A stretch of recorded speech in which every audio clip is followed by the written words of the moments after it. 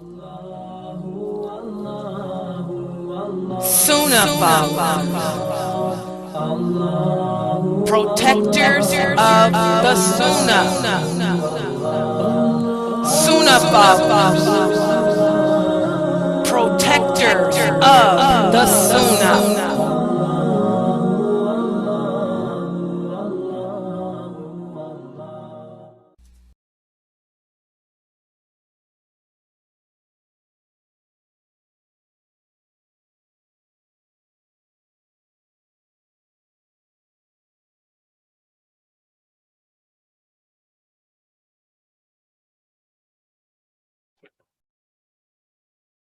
Ina alhamdulillah wa salat wa salam ala wa rasulullah. Welcome to another session of our series entitled The Personality of the Muslim personality.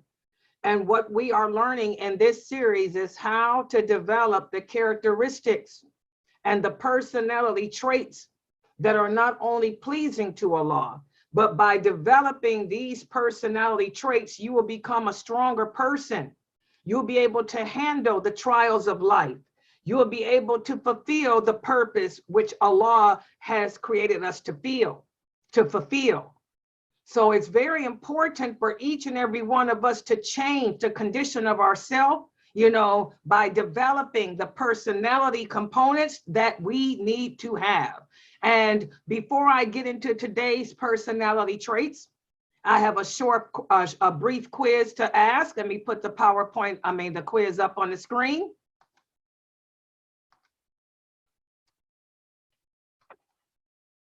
Yesterday, we spoke about how the simple fact that we are all Muslims, that we all profess to believe La ilaha illallah Muhammadur Rasulullah. That means that there are three things about us that are sacred from one Muslim to another. What are the three things that is sacred about us from one Muslim to another? Whenever, in other words, whenever we come upon another Muslim, these three things are sacred. That means you cannot violate these three things or harm these three things. What are they? Anyone, please take the mic. Assalamu alaikum. Wa alaikum salam. Your life. Go ahead. What's the first one? Your life. Okay, your life. Good job. What's the other one? Your honor. What do you mean by your honor? Meaning you can't go around slandering or saying bad things about them. Yeah, our honor is also, I want Your y'all to remember. reputation. Yeah, it's your reputation. I want everybody to be aware of that. Your honor or reputation, because this is what a lot of Muslims are doing today, slandering and harming each other's reputation. And what's the third thing that's sacred? Your property. You can't steal from someone. Exactly, your property. Your property. And when we talk about our property, what does this include? Anything in your possession, like a car or house. Your possessions. What else? I want to make sure everybody understand what's meant by property. Okay, let's put it, your tangible. They don't know what tangible means either. Okay, let's say your home, car, or anything such as this. And what else? What else is included as part of my property? Think outside the box. We have to break it down in plain, simple terms because people don't understand what it means. Your animals. Okay, that's already, that's like the home and car. Anything else? Think outside the box. When we talk about my property, what else is considered my property? What's mine? Not only is my Your car, money. not only is my money, that's all the same category. Not only is my home, car, children, family. Okay, break it down. You know, your children. Yeah. Your children, y'all have to break it down. Your wife, parents, your husband. Your husband. Your wife. your family. your relatives. And I want you guys to see, this is why I say a lot of Daya talk, but as this is for the Daya out there. Let me put this down. We have to understand something as Daya. The Prophet sallallahu alaihi wasallam said, our nation, the Muslims, we are not as intelligent as the Christians are. We're not as intelligent as the Jews are. Those people are extremely intelligent. That's why they're going to be in the lowest levels of the hellfire. Because with all that intelligence that Allah gave them, they still don't understand La ilaha illallah. So we don't have their intelligence. So as Daya, it's upon us as teachers, as educators, as scholars to break it down in the lowest denominator so that the Muslims understand. Because I received an email this morning from a person here on Facebook that is very hurtful for that. I feel my heart goes out to that family. A brother here on Facebook, I don't know him, I've never seen him. He said he listens to me, but I've never seen him in my Zoom room. But anyway, he said that his daughter, he has a 16-year-old daughter. She ran off with one of his 36-year-old friends, one of his 36-year-old comrades, another brother from the mosque. And so he said they got their daughter back. He got her back. They got her back. But when they confronted the man, the brother that she ran off with, he said, this was supposed to be my friend, Sister Layla. And I asked him, how could you violate me? How could you violate me like that? He said, the brother looked at him and said, I ain't violated you. He said, brother, don't you know that my life, my honor, and my property are sacred? He said, the man looked at him and said, I took your daughter, not your property. This man is so ignorant. So like I said, I'm going to break it down in my lecture. When a person's another Muslim's property, that means my daughter is off limits. You don't run off with my daughter. That's my property. She's mine. She comes from me. You're supposed to be my friend, my comrade, and you violated my rights. You knew how important my daughter was to me. To take my daughter is the same as taking my life. Do you Muslims understand that? So when we say, when the Prophet said your property is sacred, that means anything that belongs to you. Just like you can't run off with another man's wife, just like you can't run off with another man's car, you can't take his daughter either. You filthy vagabond.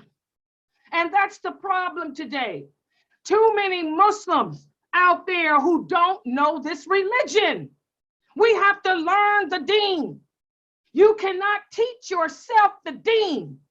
Just like I had to break it down to these intelligent Muslims here, and they come every day. They're not ignorant, but I had to break down what that property means, my children too, my family, and they learning. For you other Muslims that don't have a teacher, that are not learning the deen, what makes you think that you can teach yourself? That you can pick up a book and read, and you read between the lines and know that property includes my children. Well, this idiot didn't know.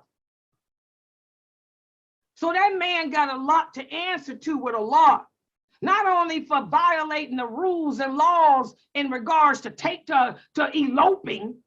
There's no elopement in Islam, but also he violated the rights of his Muslim brother. He took his brother's property. Do you think Abu Bakr would have taken Umar's property, his daughter, and ran off with her? So I want you guys to understand what that hadith entails. The three things that are sacred is my life. That means you can't kill me. My honor, that's my reputation. You can't go around trying to destroy my reputation. And the third thing is my property, whatever belongs to me, be it physical, tangible, materialistic, or whether it be my blood, it's mine. It's off limits. You can't take it. You can't touch it. Everybody understand that? And I want you guys to explain that hadith the proper way. Next time I ask you what does property mean, y'all better put the first answer better be my wife, my children, my husband, my mama, my daddy, because Muslims today are crooked. We're crooked and we're ignorant. We don't know nothing about this deen. How dare you say I didn't violate your rights? You did. You took that man's daughter. That's his property without his permission, without his approval, without his guardianship. Shame on you, you twisted, nasty man. Okay, let's move on to the next question. And brother, I'll keep you in my dua. Okay, let's look at the next question. We also talked about how the Muslim personality is one that is sufficient and content with what he or she has. What is considered to be sufficient provisions in Islam? There's many hadiths where the Prophet speaks about how we should find contentment if Allah has blessed you with sufficient provisions. Okay, let's break that down. Just like we got to break down property. Let's break down what sufficient provisions means in Islam. Who can answer that? What is considered sufficient provisions? I would say not living above your means, like not buying stuff that you know that you can't afford and putting yourself in a situation where you won't be able to get out of it. Just buy what you're able to buy. Now that's what most people would think it means, but that's not what it means. Anyone else? What is considered sufficient provision in Islam? She gave the answer that most people would give, and that's wrong Islamically.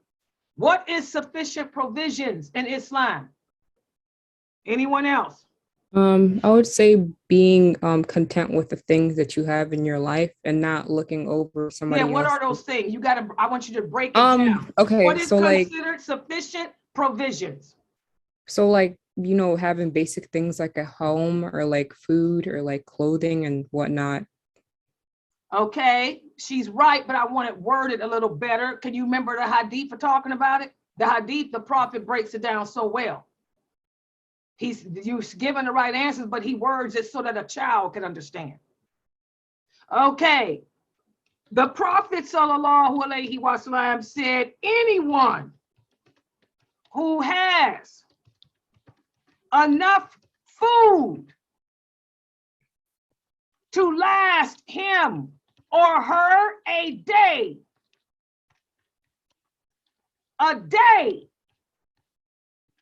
and a place to live,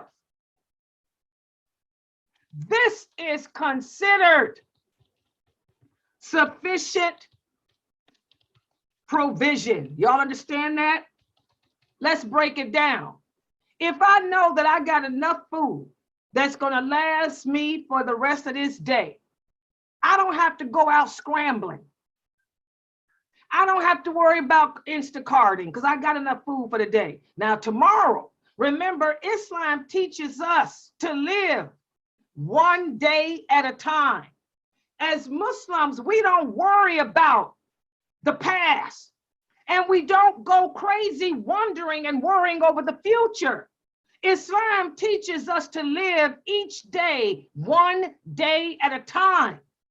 And that's why the Prophet told the companions, do you have enough food to get you through the night? Yes. And to the morning? Yes. Then you should be content. because you don't have to worry about that. Now, when tomorrow comes, that's when you worry.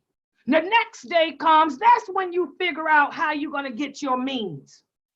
Because everybody understand, if we would stop scrambling and instead live each day, one day at a time, then we wouldn't be so conniving against each other. And we wouldn't go around looking at those who have more than us. We'd be more thankful. And the more thankful we are to Allah, Allah always provides more and better to us. That's the hikmah behind that. So what is considered sufficient provisions is if I got enough to get me through this day. And alhamdulillah, I do. That's why a lot of people go grocery shopping for the whole month and the whole week. I don't do that. I remember when I used to work, my co-workers, of course, they were Kafirs. They used to make fun of me. They couldn't understand. Why is it that I shopped every day? They said, Layla, didn't you go shopping? Yes, I said, I go shopping every night when I get off work. I work third shift. Or I get off and I go shopping at 6 o'clock every morning. Okay, and I just get what I need for that day. Next day, get what I need for that day. You know, because your days are not guaranteed anyway. And by doing that, it took the stress off of me. A lot of people get panicked when they open up the refrigerator and see that they ain't got nothing in there. I don't panic. I'm like, well, I'll just go Instacart tomorrow. The Prophet taught us to live each day at a time. Take each day at a time and be thankful for what you have, if it's enough to get you through that day. Does everybody understand that? So that's what sufficient provision is. And I want you guys to try that. Try that. Try, being thankful for the fact that you got a house over your head and you got enough food to get you through the night and to the morning. And then when the morning comes, you worry about how to get that for that day. Then the next day for that day. And do it that way, guys. And you're going to find yourself more thankful to Allah and more content with his qadr. And that's the problem. A lot of Muslims do not accept the qadr of Allah. You will find yourself in sync with Allah's qadr if you do that, okay? Also, we talked about another component of the Islamic personality is that we avoid suspicion. Because Allah tells us that suspicion leads to other sinful actions. What are some of the other sinful actions that suspicions lead to? What are some of the other sinful actions that suspicion leads to? Anyone? Spying. Backbiting. Okay, good job. It leads to backbiting. What else? What did you say, Sabrine? Spying on others. Spying, exactly. MashaAllah. That's the good one. And a lot of Muslims are spying. We see it all the time in our Zoom room. Yeah, they come in here spying, changing their names. Yeah. What else? Harboring personal hatred. Personal hatred. Yeah, we end up, define what personal, define the difference between personal hatred and hatred for the sake of Allah, Sister Meleon.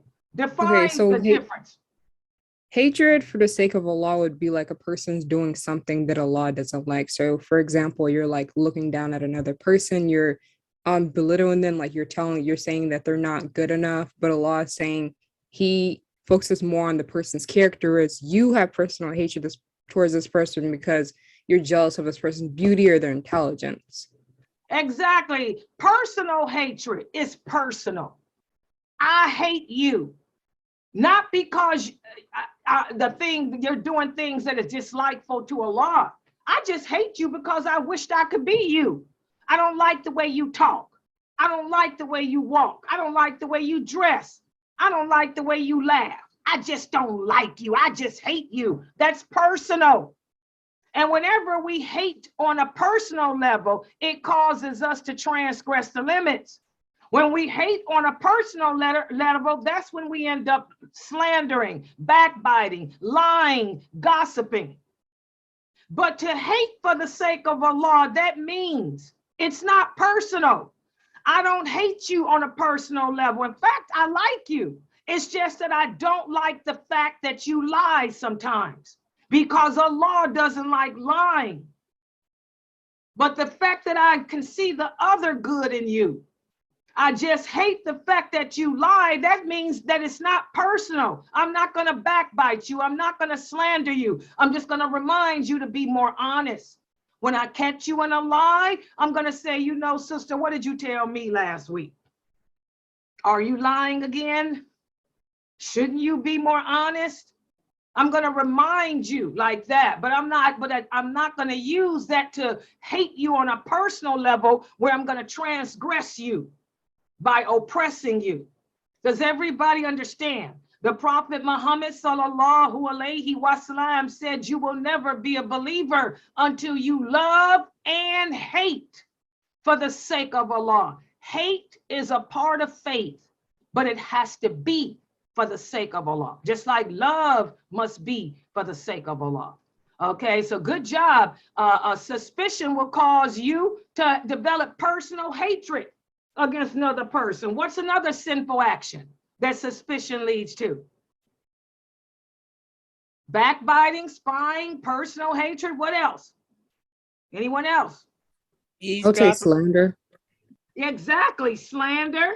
What else? Keep it going. Eavesdropping. Yeah, exactly, eavesdropping, which is the same as spying.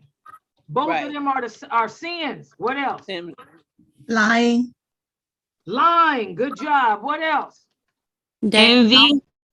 Envy and jealousy. Good job. What else? All of this and a whole lot more. It can even lead to murder. How does suspicion lead to murder? Can anybody tell me how it can lead to murder? Think outside the box. Could it be like you suspect that your spouse is doing something and No, think they outside the end up box. killing them? No. How can Mm. suspicion lead to murder without killing a person? Let me break it down that way. I want The y'all to way- be like Muslims and not like the non-Muslims. The way Non-Muslims someone- would say by killing somebody. What would a Muslim Okay. say about how suspicion leads to murder? Because we ain't gonna go around and just kill people. Not physically that way. How can suspicion lead to murder? Answer like a Muslim. Verbally, What Yeah, does that talking mean? about them, I don't know what that talking means. about their character. their honor. Yeah, Okay, stating by their honor. destroying. Now I don't say verbally. By destroying what? By Their destroying reputation. what? It leads to murder. It's the same as murder. What? Reputation. Exactly, their- by destroying a person's reputation, guys. I want y'all to think better. Okay, the Prophet sallallahu alaihi wasallam said, every time you slander a person's character, every time you destroy a person's reputation, it is the same as if you picked up a sword and stabbed him in the heart. So, how many people have we killed lately? I did a class on that before. Ask yourself every day before you go to bed and be real. How many people have you killed today? A lot of us are murderers. A lot of us are downright filthy murderers. Not physically, but with the tongue. Through the assassination of a person's character, a person's reputation. Or like this man did, this brother here on Facebook, you took his property. You took his daughter. You killed him. How many people have you killed? How many people's property have you taken recently? Not just their children, their wives, their cars, other stuff. We kill people every day. We Muslims do a lot of murder. If you start thinking about it that way, it'll make you stop doing it. It'll make you stop attacking other people's character. It'll make you stop attacking other people's reputations. It'll make you keep your hands off of another man's daughter or his wife or even his neighbor. Signs of the times. A man will sleep with another man's wife, take his daughter. We are living in those filthy days, aren't we? Shame.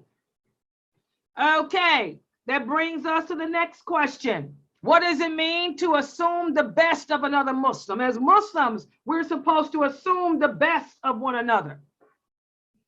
What does that mean? When I say assume the best, what am I saying in plain, simple, grassroots terms? We're gonna If take a Amina person at face Fresno came value. in this website and told y'all to assume the best of Brother Hatham, which she does. Y'all hear it a lot here at the website with Sister Amina Fresno. She's Brother Hatham's #1 advocate.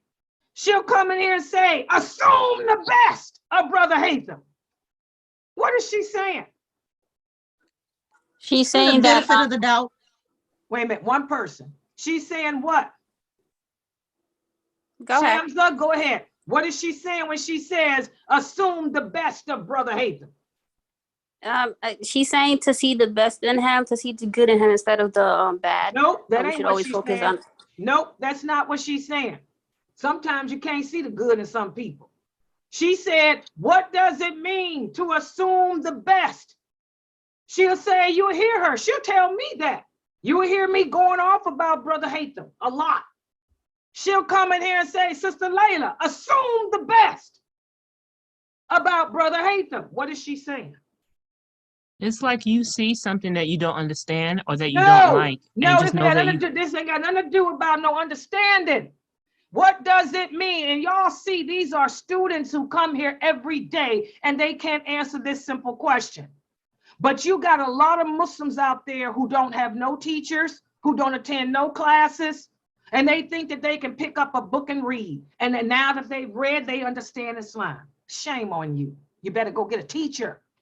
Let's look at this question again. This ain't got nothing to do about no understanding. When Amina Fresno comes in this website, this Zoom room, when she hears Sister Layla going off about Brother Hatham, what does she say? She says, Sister Layla, assume the best of Brother Hatham. What is she saying? Don't tell him, Look to the Anita. positive. Don't get on that mic, Look- Anita. Look to the positive thing the person No, does she's instead of not the negative. saying tell me to look at nothing positive. Maybe there ain't nothing positive about him. That's why Layla going off about him. What does it Don't make mean assumptions to about assume him. the best? Do not answer, Anissa. Don't make a negative assumption about the No, person. it ain't got nothing to do with that. Y'all can't get this. Let me see who's in this website. Where's Fresno? She laughing somewhere probably. Okay, Brother Ahmad. Brother Ahmad. When I'm in here going off about Brother Hatham not having a beard, I go off about Brother Hatham all the time with that beard, because I can't stand no gay blades. No gay blades here. When y'all heard me going off about Brother Hatham not having a beard, Fresno would log in and say, Sister Layla, assume the best. What was she saying, Latifa? Give him the answer, Latifa.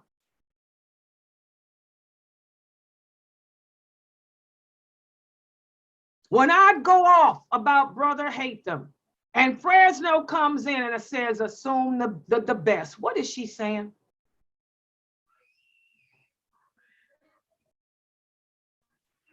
Nobody can think of the right answer. Is it to not like be quick to judge? No. Do we? Is it give them time to No, it ain't about no time, no improve? judge. Anissa, give them the answer. These people are lost. You can tell it I ain't give given the no benefit of the quizzes. doubt? You can tell I haven't given no quizzes in a long time because they done went back, way back. Okay, let me give y'all the answer since Anissa ain't even in here. Excuse me, To I assume the Never mind. best. That's what I just said. Wait a minute. What? I just said assume, don't assume to give the benefit of the doubt. Assume the No, best. no, get off the mic. All right. When I say I to sure will. assume the best, I want y'all to write this down so y'all will know this answer, because this should be a part of all of our character. And this is the one thing I do like about Amina Fresno. Why is it that Amina Fresno remains my boon coon internet friend? for over 25 years. Not only did she appeal to me with this, even my ex liked this about her. My ex even liked this about her. One thing about Amina Fresno, she always assumes the best. What does that mean? If somebody would come in this website and say that they saw Layla Nashiba without a hijab on, Amina would get on the mic and say, no way, Jose, Layla wears hijab. That's what it means. It don't mean see the worst. That's wrong, Aisha. Stop typing. Listen, y'all way off. When I say Brother Hatham doesn't have a beard, what did she say? What did she say, Norto? She would say he probably got one. To assume the best means to think that he's got the beard. Don't think that he doesn't have it. To assume the best means to think that she's wearing a hijab. Don't think that she's not. Yes, my Get name is off the Amina mic. Angela, Get off the and mic. I'm Everybody calling off back the because mic. you guys had called me and I was All out of and y'all about. off So the I'm mic because y'all can't answer these questions because y'all on the mic. To assume the best means to think the opposite. To think the opposite. You got it, Zarina? Think the opposite. If somebody came in here and told me that Zarina is drinking alcohol, I'm gonna think the opposite. No, she's not. She would never do that. She was probably drinking iced tea. If somebody came in here and told me that Norto was flirting with a man, I would say, oh, no way. She was probably giving him directions to how to get to the libraries. And she was being polite and nice because she had her hijab on and she didn't want him to think that she was a terrorist. That's what assume the best mean. Do y'all get it? Does everybody get it? You get it, Zarina? Yes. Yes, You get it? whenever So you just assume assume the the good best. that they're doing something good. No, not good. Assume the opposite. Don't assume good. If I came in here and said, Brother Hatham ain't got a beard, you don't say, well, he's got a job. No, you say he does have a beard. The opposite of whatever negativity you're thinking, right? Yeah, do y'all get it? This is so hard for y'all. So to a Muslim that assumes the best would never think that that other Muslim brother or that Muslim sister is doing what they say they doing. No, no, no. Layla Nashiba ain't sitting in this website flirting with no men.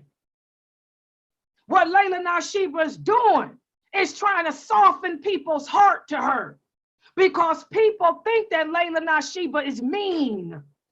People think that Layla Nashiba hates men. People think that Layla Nashiba is a feminist.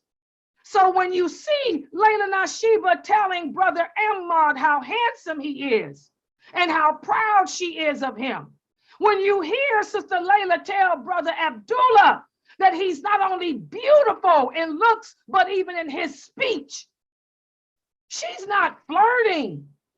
She's softening their heart to her because the men are intimidated by her anyway. They think she's a feminist. They think she's mean. They think she yells all the time. So it softens a person's heart when you compliment them. Who doesn't like to be complimented? That's what the prophet would do. When the Romans, when the Persians, when the Arabic pagan tribes would meet with him, he started off by complimenting them. He would compliment them first to soften them up, to make them comfortable with him. That's what think the best means. Think the best means if somebody comes to you with something bad that person's doing, you turn it around to no. If they doing that, they had a good reason to. Does everyone understand now? And that's why I like Amina Fresno. I get on Brother Hatham all the time about that beard, about all his other problems. But Amina Fresno always thinks the best, even though I prove her wrong all the time. I'll prove her wrong. He does have a beard though, right now. How long? He'll probably shave. I think he said he'll be shaving it in December. He puts his own foot in his mouth. I think he said he'll shave it in December because he got to take a test at his job or something. I don't know. But that's what assume the best means. Okay. All right. Let's look. So to assume the best means to think the opposite, which is good. When someone tells you something bad about your brother or sister in Islam, perhaps the person had reason to do what he or she did. Like I said, you come and tell me you saw Norton hanging out with some dude, laughing and talking. Yeah, it's easy to assume she was flirting, when all she was doing was giving him directions to the library, and she was trying to make him comfortable because he was nervous asking her, because he's never seen a Somalian Muslim before. You know, and he might have thought she was going to bring out a gun underneath that jilbab and blow him away. So she wanted to set his heart at ease. So she wasn't flirting. She was being kind. Y'all see that? Y'all get it? Think the best. All right, next question. We also spoke yesterday about how as Muslims, we need to stop all this imitating of the non-Muslims. A lot of Muslims don't even know what it means to imitate. Give me an example of imitating the non-Muslims. Give me an example of something which is imitation of the non-Muslims. Anyone, go ahead. Ooh, the happy birthday thing. Exactly, that stinking happy birthday. Having dreadlocks. Yes. Okay, dreadlocks. What else? Not Lying on wearing the hair. law, like misquoting or taking his the ayats, for example, and using it to do something haram when it's How a is lie, that basically. imitating? Remember, when we talk about imitating the Kafirs, Arena, we're talking about Okay. what? What does it mean to imitate the Kafir? Okay. Where You they mean like at? Oh, something they're doing, like let Serena answer. What does it mean to imitate the Kafir? That's what a the lot of things that they Muslims do in don't their know. action, their No. actions, things that they do, like shaving No. their beard No. when they're not supposed. No. That's the problem. A lot of y'all put fatwas on your websites claiming everything is imitating Kafir when you don't even know what it means. Who can tell me what does it mean to imitate the Kafir?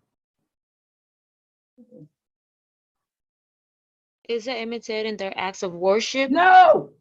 What does it mean to It means imitate the to Kafir? copy their behavior. No. What does it mean to imitate? God, y'all are dumb. Doing something specific to them. Exactly. To imitate the non-believers means to do something that is specifically what they do. To do something that only they do, that no one else does but them. Just same with imitating a man. What does it mean to imitate a man? To do something that is specific to men, such as wearing a beard. That's why shaving a beard is imitating a woman. So, Zarina, to imitate the non-Muslims means to do something that only they do. Only they celebrate their births.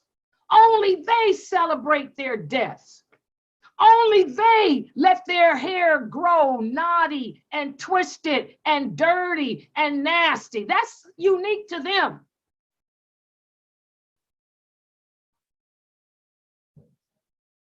Sister Sanaya? You're gonna shut up about what, Sanaya? I just now see Facebook. What happened, Sanaya? Did you give an answer? I'm sorry, I just now see y'all on Facebook. You destroyed. Good job, Sarah. Good job, Sarah. Sanaya, what happened? Okay.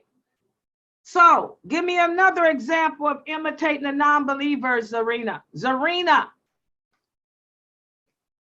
Go ahead. Another example, Zarina. It's okay, Sanaya. You ain't the only one, sweetheart. Everybody getting them wrong today. I haven't given y'all a quiz in a while, and I think y'all got rusty. Layla, dating. Exactly. Who gave that answer? Me. Dating. That's an example, Zarina, of imitating the Kafirs. Do Muslims date? No. That's something unique to them. They're the ones that fornicate, adulterate, and all that nonsense. What's another example of imitating Kafirs? Can we say worshiping like the graves, you know, putting flowers and stuff? Do Muslims put flowers on graves? Yeah, I see some Muslim They putting put it. putting It's got to flowers. be unique. Something unique to them. You got a lot of Celebrating Valentine's Day or Sweetness Day or something like that. Yeah, Valentine's Day would be an example because we don't believe in having mistresses. We don't believe in having mistresses. What about not putting partners with Allah? Doing what? Not putting partners with Allah. That could be part of that, something unique. That's shirk. Okay, well, I tried. Okay, but Putting these are proposing. What is it? Proposing. Putting Christmas trees. Exactly, Christmas trees. Arching your eyebrows. You know, you got a bunch of that's haram. Arching eyebrows is haram. So that's something, a total different category. Yeah, a lot of people Imitation means to do something that's unique to a person. And because it's unique to that person, it's haram. The non-Muslims weren't the only people arching eyebrows. That's why the Prophet had to stop them from doing that. So, but dreadlocks, ain't no Muslim going around looking like that. You know, so to imitate the Kafir means to do something that only they do. Okay, dressing like Cardi B. Dressing Like Cardi B. Not dressing modest. That's what I'm talking about. Dressing like Cardi B. That's imitating the Kafir. Another example, you men, you Muslim boys wearing your pants down under your butt. We got the colors. Okay? Men wearing. Sagging. Yeah, it's called sagging. Under their behinds. This is imitating the Kafir. You know, that's something unique that they made up. Men wearing gold teeth to show their status. That's imitating. So when we talk about imitating the Kafir, we're talking about doing things that are specific to them. And that's why y'all have to be careful those fatwas out there. Or, for example, Mother's Day. Wearing grills. Everybody get off the mic for a minute. Let me talk about this for a minute. That's how you can tell these people that call themselves scholars that are really nothing. Are the Kafirs the only people who love their mothers? Are the Kafirs the only people who would give a present to their mother? Muslims don't love their mothers. Muslims don't give presents to their mothers. Muslims don't honor their mothers. Muslims don't respect their mothers. All of this is a lie. So how can you say that Mother's Day is imitating the Kafirs? The Kafirs do not have the bank on loving their mother. We love ours more than the Kafirs do. That's why we celebrate our mothers every day. So how can you tell me that I'm imitating the Kafir because I buy my mother some flowers on Mother's Day? See, we have to understand what it means to imitate a people. We have to understand what it means to imitate something. You know, tell people they're doing that. Everybody understand? Exactly, Sanaya. How many Muslims, what about this? Walking down the aisle to get married. Is that imitating the Kafirs? Yes, because that's unique to the Christians. That's what they do. The Christians walk down the aisle to get married with the white dress on and throw flowers. That's imitating the Kafir. We don't do that. You know, some people even jump the broom. Is that imitating the Kafir? Yes, ma'am. Yes, because that's what the Africans did. They jumped the broom. The pagan Africans did that. That's imitating the pagans. So again, we have to be careful, guys. When we talk about imitating the Kafir, we're talking about doing things that are unique to them. Wishing your mother a happy day is not unique to them. We love our mothers more than the Kafirs love theirs. Hello.